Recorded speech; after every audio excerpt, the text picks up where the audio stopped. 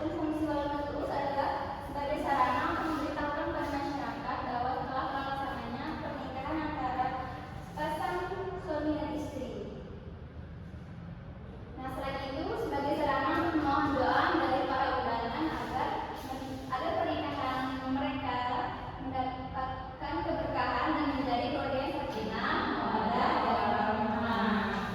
Nah, adapun fungsi walimah juga sebagai wasilah atau hubungan untuk menyariatkan hukum Allah sebagai satu rangkaian yang menyertai pernikahan dan mempunyai tujuan yang mulia, yaitu beribadah kepada Allah Subhanahu wa taala.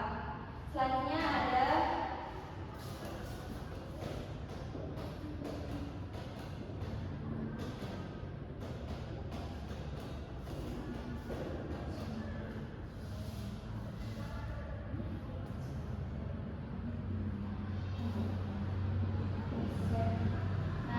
ada kedudukan hukum walimat urus. Nah,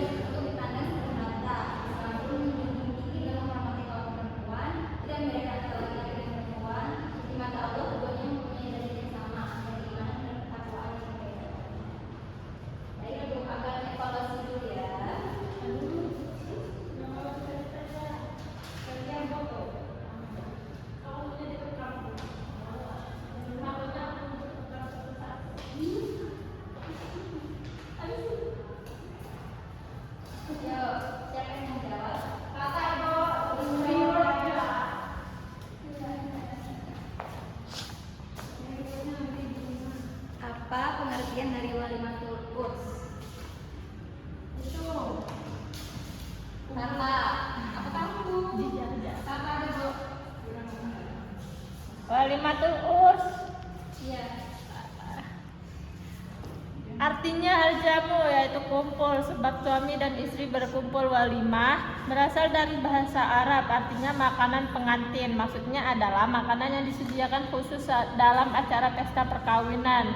Bisa juga diartikan sebagai makanan untuk tamu undangan atau lainnya. Adat dalam menghadiri walimatul urs itu apa aja? Mantapnya. Ya. Coba nyelek.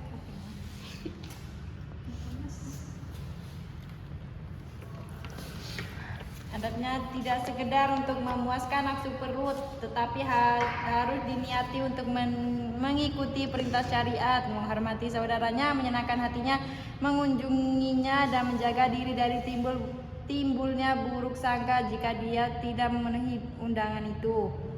Mendoakan tuan rumah jika sudah selesai makan, dan mendoakan kedua mempelai dalam undangan walimatul ursi. Sakinah, mawaddah warahmah.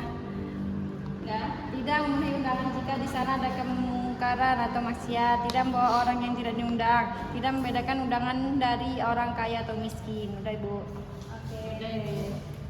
Kita paham semua ya anak-anak? Udah Ibu. Oke, kita breakin dulu sebelum menutup. Udah lagi pada 15 menit ini loh. Bentar. Pelajaran hari ini ayo. Gimana Ibu? Berdiri.